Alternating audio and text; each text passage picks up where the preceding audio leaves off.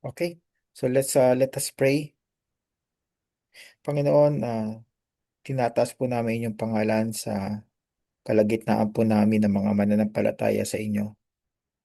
Gabayan niyo kami sa pag-aaral po ng inyong salita, sa pagpapatuloy po namin ng pag-aaral ng Philemon at nawa ay sa matututuhan po namin sa araw na ito, maisa sa puso po namin to at maipapamuhay, O Lord. Sa mundo na aming pong ginagalawan sa ngayon, marami pong mga alitan, maraming mga away, marami pong mga debate, argumento, at iba't ibang klase po ng mga ah, paglalaban, Panginoon, sa bawat isa. Dahil po sa iba-ibang mga opinion, iba-ibang mga pananampalataya, pero kami po na inyong mga anak, Panginoon, nais niyong kami po ay maging kakaiba sa kanila. Kaya nga po ang aming pag-aaralan sa araw na ito tungkol po sa pagpapatawad at pagre-reconcile po sa mga tao po, Panginoon, na tinuturong naming kaaway ay napaka-importante po naming maunawaan at maipamuhay. At Panginoon, sa mga magjo-join din po sa amin sa Bible study na ito later on, pati na rin po yung makikinig po ng recording na ito, nawa ay ah, mangusap din po kayo sa mga puso nila. At tulungan niyo po kaming lahat, Panginoon, na hindi makisawsaw sa mga nangyayari po sa politika sa aming mga bansa, Panginoon. Dahil nais po ninyo kami, Panginoon, na mag-focus lamang po sa spiritual na aming buhay.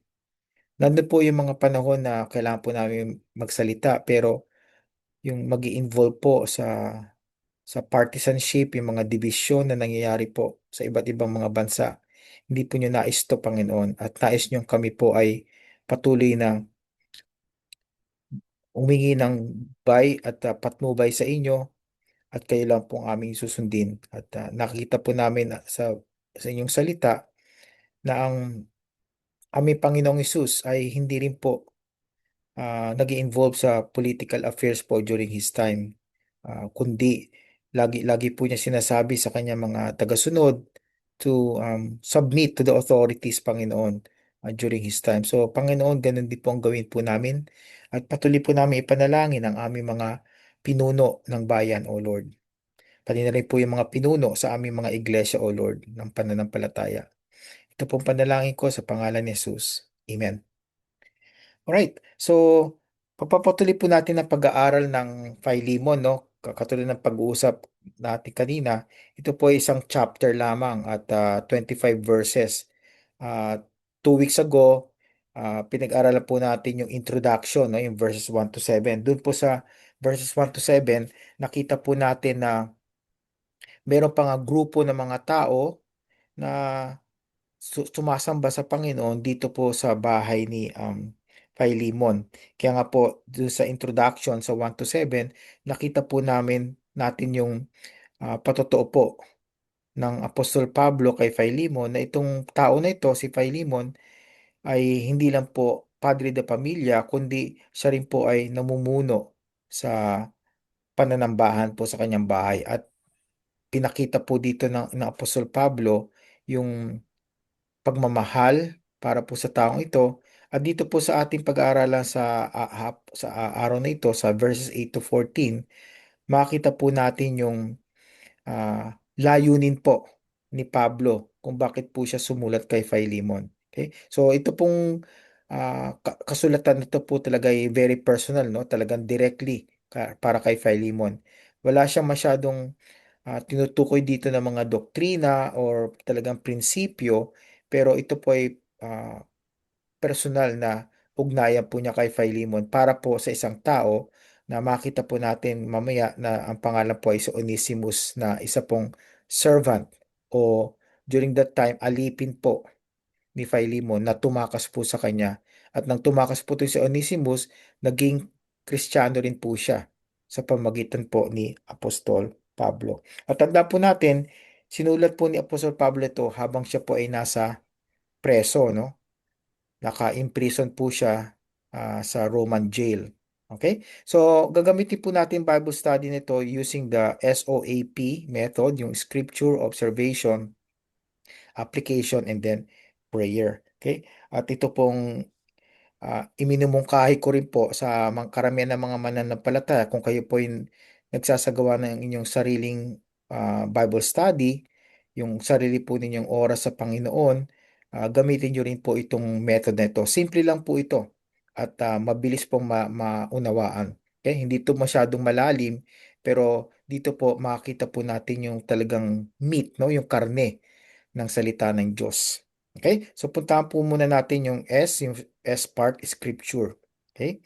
So i-divide ko po ito into different passages, itong 8 to 14, para makita po natin yung tema or yung topic sa bawat section po ng passage na ating pag-aaralan. Okay? So una po natin makita dito ay yung verses 8 and 9. Okay? So, basahin ko lang po ito sa English, no? Sabi po dito, wherefore, though I might be much bold in Christ to enjoin thee that which is convenient. Okay? So, yung enjoin po dito, ito yung sa Tagalog po natin na ito yung favor na hiningi po ni Pablo para po kay Philemon. Okay? Dito po sinabi niya sa verse 9, yet for love's sake I rather beseech thee, being such an one as Paul the aged, and now also a prisoner of Jesus Christ. Okay? So makita po natin dito, nag-a-appeal po siya, no? Hindi po siya nagsasabi kay Philemon na ako yung apostol ng Panginoon, may authority ako, so sundin mo kung ano man ang nais kong ah, hingin sa iyo. Okay? So, nakita po natin, Paul appeals in love and not in authority. Okay? So, di-discuss po natin ito mamaya sa observation part. So, gusto ko lang po malaman ninyo na dito, ang tema po ng pananalita ni Apostol Pablo ay mahal po niya sa Philemon, kaya ginagawa po niya itong paghihingi po ng favor na to on behalf of Onesimus, no? Yung kanyang slave. Okay? At dito nakita po natin yung humility po ni Pablo. Dinescribe po niya yung sarili niya as aged and prisoner of Christ. So old person, no? During this time, mga nasa 70s na raw siya, siguro. Okay? At nasa preso po siya. Okay?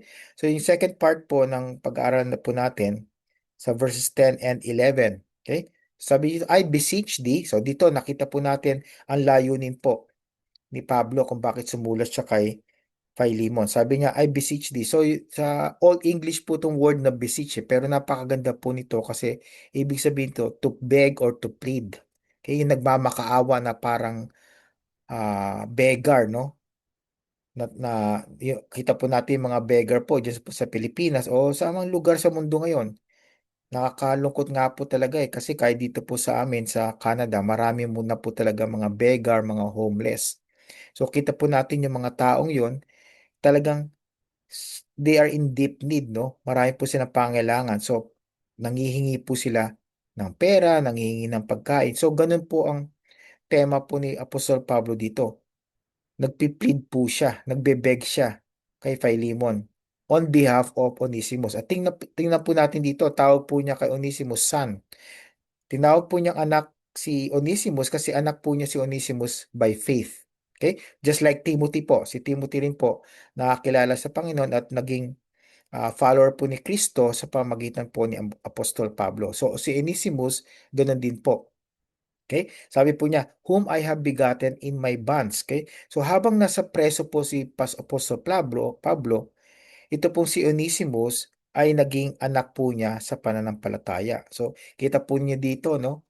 Si Pablo talagang kahit nasaan po siya, hindi po nawawala sa puso niya ang pagpapahayag po ng mabuting balita. Sana nawa tayo rin po ng mga Kristiyano. Saan man tayo lugar na mapadpad o mapunta, nagtatrabaho man tayo o nagliliwaliw, dala-dala po rin natin sa puso yung mabuting balita. At kung sino man po ang ah, bukas po ang puso at kalooban sa mabuting balita, ay sana binibigyan din po natin sila ng pagkakataon na makinig sa mabuting balita ng ating Panginoon. Okay? So sinabi po niya sa Onesimus sa verse 11, which in time past was to thee unprofitable, but now profitable to thee and to me. Okay? So nagkaroon po ng change po si Onesimus. Nung siya po ay alipin po ni Philemon, at hindi pa po siya Kristiyano, hindi pa siya born again believer, unprofitable po siya. So, ang ibig sabihin po niya, useless, worthless. Okay? Pero ngayon po, sabi ni Pablo, naging profitable na po siya, naging useful and full of worth para po kay Philemon, that's yung to thee and to me kay Pablo. So makita po natin kung bakit po naging ah, karapat-dapat na po at naging kagamit-gamit po si Onesimus. Okay? So dito po makita natin yung conversion po ni Onesimus. Sabi po diyan, I have begotten in my bond. So na-convert po si Onesimus through Paul. And then, before unprofitable po siya, ngayon naging profitable. So, didiscuss ko po ito mamaya sa observation part. Okay? So, part 3 po sa verses 12, verse 12 po, sabi to, whom I have sent again. So, dito po naging profitable si Onesimus. Kasi si Onesimus ngayon, dati naging alipin po ni Philemon. Ngayon po, naging messenger po siya ni Pablo. So, sabi po niya, whom I have sent again. Okay? Kay Philemon at sa ibang mga iglesia during that time po ng mga apostles. So naging messenger po si Onesimus at usually during that time sila po nagdadala ng mga letters, no? Yung mga katulad ng mga epistle na ito. At most likely itong epistle na ito kay Philemon, si Onesimus po ang messenger, no? Parang yung mga mailman, no? Yung mga postman na sila po ang nagbibigay ng sulat from one person to another. Okay? At siyempre during that time alam natin na wala silang mga vehicles, no? Walang mga sasakyan. Lakad lang sila, especially kung mahirap kayo, lalakad lang talaga sila. So from the prison, dala-dala po ni Onesimus yung message ni Paul para po kay Philemon. Kaya siguro sa sulat na ito, nakikiusap siya kay Philemon na patawarin na niya si Onesimus. Dahil ang messenger po niya ay si Onesimus mismo. Okay? So sabi niya dito, thou, so Old English po yan, ibig sabihin you, therefore receive him. Okay? That is mine own bowels. Okay? So si Paul po, pinadala po niya si Onesimus pabalik kay Philemon para i-reconcile po sila. Okay? Ganun po talaga sa relationship po natin bilang mga Kristiyano, kailangan ng reconciliation dahil gusto po ng Panginoon na tayo ay magmahalan sa bawat isa. So pinabalik po niya si Onesimus para magkaroon po sila ng restoration sa kanilang relationship dahil hindi natin alam kung bakit tumakas si Onesimus. Sabi po sa mga commentary, maaari may ninakaw siya na pera o anumang bagay at tumakas po siya sa kanyang amo na si Philemon. So whatever is the reason, nagkaroon po sila ng problem. Okay? At dito po, parang si Paul po nagiging bridge para po magkaroon ng restoration sa relationship po itong dalawang tao na ngayon po ay pareho na pong Kristiyano. Okay? So yung bowels po dito sa Bible po kasi talks about deep affection. Okay? Kasi doon po sa panahon pa ng mga Old and New Testament, yung bowel po, yung intestines natin, stomach, yun pong sinasabi nilang ah, pinanggagalingan ng ating mga emotions. Okay? Bigyan ko po yung kayo ng halimbawa. Pag kayo po medyo kayo worried, no, anxious kayo, o kaya galit na galit kayo, o talagang emotionally hindi maganda ang pakiramdam ninyo, siguro napapansin po ninyo sa inyong sa tiyan, no? Parang may nuts dyan, no? Meron parang nagtutwist, misa sumasakit, no? Nag-hyperacidity kayo. Yung pong dahilan kung bakit sa Bible times, yung bowel po ay ginagamit towards affection. Okay? May relation po yung mga tiyan po natin, intestines po natin, doon po sa ating affection. Okay? So sabi po niya dito ni Paul, therefore receive him that is mine own bowel. So talagang nakita po natin dito na matindi po talaga yung hinihingi po ni Pablo kay Philemon. At yung po ay yung pagpapatawad kay Onesimus. Okay? Then last part po natin, verses 13 and 14, sabi po dito ni Paul, whom I would have retained with me. So sabi po ni Paul, gusto ko sana siyang makasama, siyang maging messenger ko, sumama sa akin, maging companion ko, maging co-worker ko sa ministry, that in thy stead he might have ministered unto me in the bands of the gospel. So sabi niya, instead na ikaw, Philemon, ang maging kasakasama ko dito habang ako'y nasa preso, siya na lang ang nais kong maging kasama ko. Pero sabi niya sa verse 14, but without thy mind would I do nothing, that thy benefit should not be as it were of necessity, but willingly. Okay? So gusto po ni Paul na naikip po itong si Onesimus sa tabi po niya para maging messenger po niya. Pero dahil alam po niya na si Onesimus ay still meron po siyang duty and responsibility kay Philemon. Dahil si Onesimus po ay servant po ni Philemon. So dito po nakita po natin that Paul chooses consent over force. Ayaw niyang pilitin, no? Ayaw niyang pilitin si Philemon na patawarin mo na lang kaagad siya. No questions asked. Parang ganun, no? No. Yan sabi niya, binibigyan kita ng choice. Okay? Ikaw may choice kung paanong gagawin mo pag pinadala ko si Onesimo sa iyo at para magkaroon ko ng reconciliation. So makita po natin mamaya sa observation yung importance po nito sa buhay po natin bilang mga Kristiyano. Okay? So yan po yung scripture part ng S. Okay? So tutungo naman po tayo sa observation. So una ko pong na-observe dito sa binasa po natin, no, sa verses 8 to 14, yung leadership po ni Paul. Okay? Kita po natin si Paul, meron po siyang authority just to command. Kasi susundin po talaga siya ng mga tao dahil ang authority po niya talaga galing kay Kristo. Siya po ay apostle po ni Kristo. But remember, sa verse 1 dito, sinabi po niya, hindi niya sinabi na apostle po siya, pero sabi niya prisoner siya. At sinabi niya, Timothy, our brother, and also si Philemon, ang tawag niya, dearly beloved and fellow laborer. So meron po siyang authority, pero sabi niya, but for love's sake. Napaka-importante po nung pag-ibig sa puso po ng bawat mananampalataya.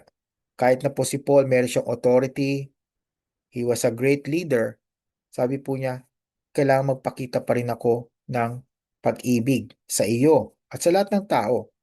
Kahit doon po sa mga imprison po sa kanya, pinapakita po pa rin po niya ang kanyang pagmamahal sa mga tao. So, he had authority but he chose love. At makita po natin dito, spiritual leadership is relational. So, maaari narinig niyo na po, no, many times, a true leader, spiritual leader, is also a servant. Okay? That's why in the world that we live in, yung mga leaders po, yung mga CEO, mga executives na yan, prime minister or president, whatever, kung di po sila mananampalataya, they are like dictators. Okay? Nagko-command po sila. Kaya tawag po natin sa mga pinuno ng bayan, commander-in-chief, no? Commander po sila. Pero sa Kristyanismo po, ang leader po is not just a leader who commands. A leader is also a servant. At yun po ang tinuro po ng ating Panginoon sa kanyang mga disciples. If you want to become the greatest leader, be servant of all, sabi po niya. Diba? So, ganun din po. Ang leaders po sa Kristyanismo, sa body of Christ, ay servant also. First and foremost, servant po. It's about relationship. Kasi Pablo po dito, ine-emphasize niya yung relationship niya with Philemon, saka yung relationship niya kay Onesimus. Okay? Kahit kay Timothy, kay Silas, yung mga kasakasama po niya sa kanyang missionary work. Okay? So, spiritual leadership is relational. Secondly, makita po natin dito, hindi lang po yung leadership ni Paul, kundi na rin po yung transformation ni Onesimus. Okay? Okay. Remember, si Onesimus ay nakakilala po sa Panginoong Hesus sa pamagitan po ni Pablo na nasa prison po during that time. Okay? So, Onesimus experienced true change. Pinatotoohan po yan ni Pablo na itong si Onesimus before unprofitable po siya, naging profitable. Useless, naging useful. Okay? So nagkaroon po ng true change. Ganon din po tayo bilang mga Kristiyano. Sabi po ng 2 Corinthians 5:17, therefore if any man be in Christ, he is a new creature. All things are passed away, behold, all things are become new. So bago po tayo lahat. Doon kaya po tinatawag tayong born again believer. Dahil we underwent a new birth. Okay? Spiritual nga lang po yung birth na yon. Okay? So before we might think ourselves as useless sa mata po ng Diyos o sa mata ng ibang tao, pero sa ngayon po bilang Kristiyano, we are useful. Bakit po tayo useful? Hindi dahil sa ating sariling energy, effort, or sa ating sariling kakayahan, but useful po tayo dahil po si Kristo nananahan po sa atin at sa pamagitan ng banal na Espiritu, siya po nagbibigay sa atin ng kakayahan at ng power para po maisagawa po ang kanyang work sa ating buhay. Okay? Pangatlo po, makita po natin dito as an observation yung relationships, importance po ng relationships. Sabi po ni Paul dito, he deeply loved Onesimus. Okay? Nando po niya, he was begotten, sabi po niya, with my own bowel, sa kanyang affection. So, kita po natin dito yung tunay na pag-ibig po ng isang Kristiyano sa kanyang kapwa Kristiyano. At totoo po ito, sabi po ng ating Panginoon, people will know that you are my disciples if you have love one for another. Kung mahal po natin ang bawat isa, doon po nagpapatotoo na tayo po'y tunay na tagasunod po ni Kristo. Kasi Paul po, dinedemonstrate po niya sa kanyang buhay ang kanyang pag-ibig sa kanyang kapwa Kristiyano. Kung tayo po minsan mahal po natin yung mga tao na hindi natin masyadong kilala, lalong-lalo na po yung mga kapwa natin Kristiyano. Para sa pamilya po ninyo, sa biological family, syempre mahal po ninyo yung inyong family more than other people, di po ba? So, ganoon din po tayo. Sa ating spiritual family, sa church po, mahal din po natin sila more than other people. So, ganoon din po. Of course, we must understand that our love should be number one love natin po dapat ang Panginoong Hesus. And because we love Jesus Christ so much, we can love also other people, especially ang ating fellow believers. Okay? So makita natin dito, Christian relationships are on the heart level. Okay? Hindi po superficial ang relationship ng mga Kristiyano. Nasa puso po talaga yan, malalim. Okay? Malalim po ang ating pagsasamahan, malalim po ang ating um, relationship sa bawat isa dahil si Kristo po ang namamayani sa ating mga buhay. Okay? So, pang-apat po makina na dito na observation sa binasa po natin sa ngayon ay yung integrity. Okay? Si Paul po, kahit na po siya may authority, nirespect po niya yung choice ni Philemon. Kaya sabi niya, I'll give you a choice. Na, nagpiplead po siya na humingi ng favor na patawarin na si Onesimus ni Philemon. Pero sinasabi niya, it's your choice, Philemon. Okay? So, ganun din po tayo. May mga time na gusto natin mangyari yung isang bagay. Katulad po nangyayari sa ating bansa sa ngayon. Gusto natin mangyari yung mga bagay-bagay na ito, pero hindi nangyayari. So, anong gagawin po natin? Hindi natin pwedeng ipagpilit ang ating sarili. Ganun din po si Paul. Hindi niya pinagpipilit ang kanyang sarili kay Philemon. Binigyan po niya ng choice si Philemon. Para pag ginawa po niya yung bagay na gagawin niya, gusto niya talang gawin ito at hindi po siya napipilitan lamang. Okay? So parang yung pagmamahal din po natin sa Panginoon, di po ba? Bakit po natin ginagawa ang kanyang kautusan? Bakit tayo pupunta sa iglesia? Bakit tayo nag-aaral ng salita ng Diyos? Bakit tayo umaattend ng Bible study? Dahil ba napipilitan lang tayo? Dahil sabi ni Pastor Allen, mag-attend kayo every Sunday morning, 10 o'clock. Hindi po ba? Mas maganda na umaattend tayo o gumagawa tayo sa ministry, nagpa-participate tayo sa ministry dahil talagang mahal natin Panginoon at nais natin siyang i-honor at mapapurihan. Ginagawa po natin willingly and cheerfully. Yung po ang gusto ng Panginoon. Ayaw niyang gawin natin ang mga bagay-bagay sa ating buhay Kristiyano with because of obligation or duty. Okay? So, dapat because of love. Dapat love po ang motivation. Yun po ang sinasabi po ni Paul kay Philemon. Pangalawa, makita po natin true obedience must be voluntary. Kasi ang obedience po, pag hindi po voluntary, hindi na po obedience yun. Duty na po yun, obligation. Okay? So, hindi na po magwo-work yun. Hindi po ma-honor ang Panginoon. Hindi po siya matutuwa pagka hindi voluntaryo ang ating ginagawa. Di ba? Parang yung mga anak po natin, no? Kung yung anak po ninyo sabi, o gawin mo to anak kayo. Diba, maliit pa lang sila. Gawin mo to anak dahil mahal mo ako. Pero kung sinabi na gawin mo to dahil sinabi ko, ako yung father mo, ako yung mother mo, gawin mo ito. Otherwise, didisiplinahin kita. Di ba ba iba pag yung, ay, ginagawa ito ng anak natin sa atin, yung sinusunod ang ating mga utos dahil mahal nila tayo. Gusto nilang matuwa tayo. Right? So, not out of duty, but out of love. So, true obedience must be voluntary. Okay? So, punta po tayo sa application. So, ito, sa application po, paano po natin ito mapapamuhay, no? Sa observation, nakita lang po natin mga prinsipyo na dapat po nating maunawaan. So, sa application, una-una, lead with love. Okay? So, yung love po, we choose influence over control. Okay? So, si Paul, ginahit po niya influence niya kay Philemon bilang kapwa mananampalataya, hindi po as an apostle but also as a fellow brother in Christ. So hindi niya kinokontrol ang dapat mangyayari pero humingi po siya ng favor. Remember, sabi po niya, I beseech you. Okay? So nagbe-beg po siya na parang pulubi. Okay? So he's begging out of love for Onesimus para po sila ni Philemon ay magkaroon ng reconciliation. Okay? So value relationships in leadership. Okay? So, ibig sabihin ko po rito, yung mga leader po ninyo sa church, yung leader sa family, i-value po niyo yung relationship ninyo. Okay? Ah, nasabi ko na po sa inyo ilang beses, no?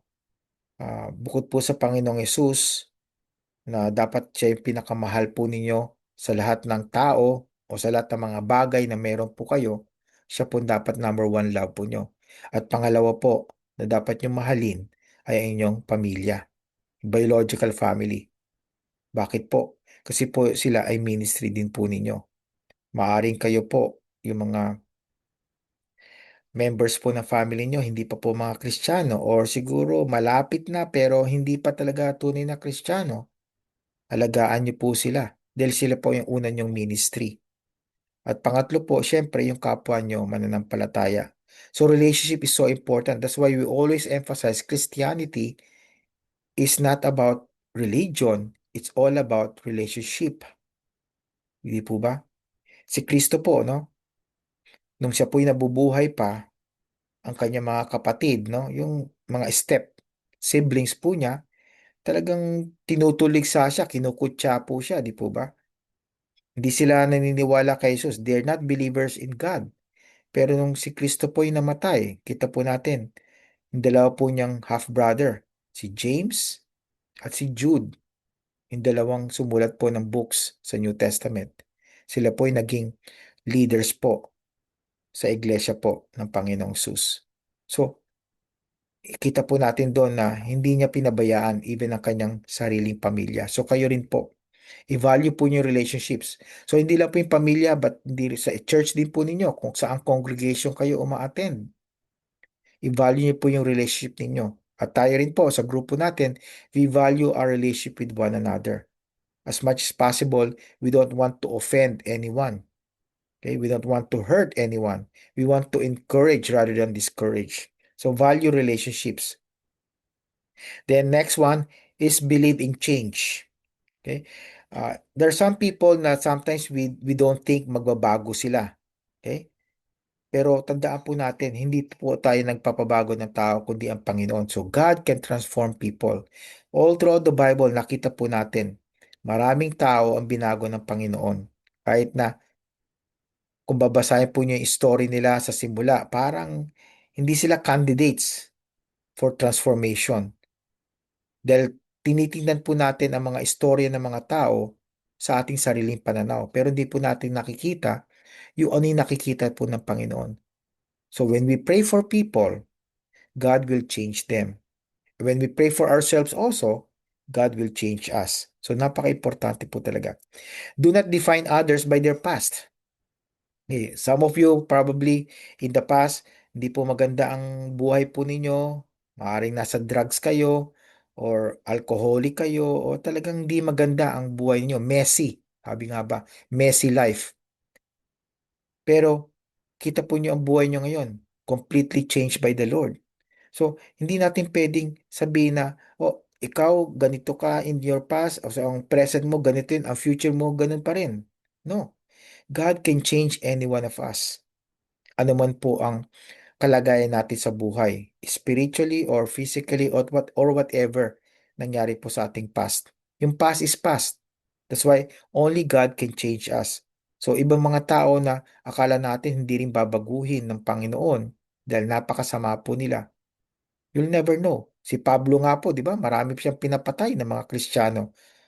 At sabi nga niya sa Acts, ginagawa ko yun kasi akala ko natutuwa ang Panginoon. Akala ko ginagawa ko yung tama sa mata ng Panginoon. See? Sa mata ng ibang tao, masama siya. Actually, nung bago siyang Kristiyano sa Acts chapter 9, yung mga disciples during that time, hindi naniniwala sa kanyang patotoo na siya ay tunay na Kristiyano na. Dahil nakita po nila yung past nila. So kayo rin po, don't let other people define you by your past. Anong po ang history ninyo? Wala na po yun, tapos na po yun. Lahat ng kasalanan na ginawa nyo in the past ay napatawad na po ng Panginoon. Stay in the present and look forward sa inyong future. Mag-move on po tayo. Dahil kung tayo po ay naglilinger sa ating past, hindi po tayo magkakaroon ng growth. Hindi tayo magpo-progress sa ating pananampalataya. And then, next one we see, pursue restoration. Kailangan natin pong i-pursue yung restoration or reconciliation, katulad ng ginawa po ni Paul kay Onesimus sa kay Philemon. Forgive intentionally. Yung word na to, forgive, napakahirap po talaga minsan eh. It's easy to say na, oh, yung mga bad things on hurtful words, pero yung to say, I'm sorry, napakahirap po minsan. So we must forgive people who offended us intentionally. Kahit na po minsan hindi natin kaya, we can do that. Na narinig niyo na po siguro si Mrs. Erica Kirk, right? Yung asawa po ni Charlie Kirk, yung last September na inassassinate po. Nung time po ng kanyang memorial, sabi niya, I cannot really forgive this person, but I choose to forgive. Bakit? Dahil yun ang gusto po ng kanyang asawa at yun din pong gusto ng ating Panginoong Sus to forgive others. Kasi po, kung tayo po pinatawad ng Panginoon sa ating kasalanan, bakit hindi natin mapatawad ang ibang tao na nagkasala din po sa atin? Di po ba? So, forgive intentionally and seek reconciliation despite discomfort. I-restore po natin yung relationship, especially kung kapwa Kristiyano natin. Ito pong inaaral po natin, kapwa Kristiyano po sila. Onesimus sa si Philemon. Maaaring minsan kailangan natin ng mediator na tao. Okay? Middleman. Pero kailangan may reconciliation kahit na minsan mahirap na mangyari. Dahil yun po ang gusto ng Panginoon na maging one unit po tayo. We are like a team sa church po. We are members of the body of Christ. So, dapat po tulong-tulungan tayo. Kung tayo po pare-pareho nag-aaway-away at lahat may ay enemies of one another, ay hindi po mag-work yung ministry. Hindi po magkakaroon ng progress sa church po ng ating Panginoon. Okay? And next one na application natin is obey willingly. Serve from the heart. Okay? So, don't do it out of duty, but do it because gusto ng Panginoon na gawin natin to. So, voluntary po tayo. Avoid force or empty obedience. Sabi ko nga po, hindi pwedeng out of duty or obligation. Kailangan voluntary po ang ating pagsunod sa utos po ng Panginoon. Okay? So, katapusan po natin prayer. Ganito po ang prayer na gagawin po natin regarding what we read, no? Thank God for the transformation. Una-una, transformation sa ating spiritual life at transformation din po nung ating kapwa Kristiyano, especially yung tao na tinuturing natin na someone who offended us, na naka-hurt po sa ating buhay. Pangalawa, just like Paul, ask for a loving and willing heart. Okay? Nagpiplead po siya kay Philemon to be willing to love and to receive Onesimus back. Okay? And then lastly po, commit to restore others. Okay? So when we pray, Lord, give me a loving and willing heart, hindi po out of duty. Tulungan mo rin po ako, Panginoon, na mag-reconcile po sa aking kapwa Kristiyano. At nawa yun ay isagawa po natin.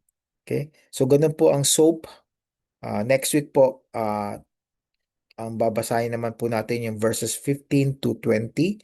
So, 2 more weeks pa po tayo sa Philemon. Konti-konti lang po ang ating pagtalakay para po manamnam po natin mabuti ang salita po ng Diyos. Okay? So, hanggang sa ngayon, hanggang dito lang po for now. Kita-kita po tayo uli next Sunday, 10 o'clock. At makinig po sana uli kayo sa aming recording. Or kung meron po kayong time, mag-join po kayo sa amin sa Zoom. Okay? Hanggang dito na lang po at salamat po muli at pagpalain po sana kayo ng ating Panginoong Jesus.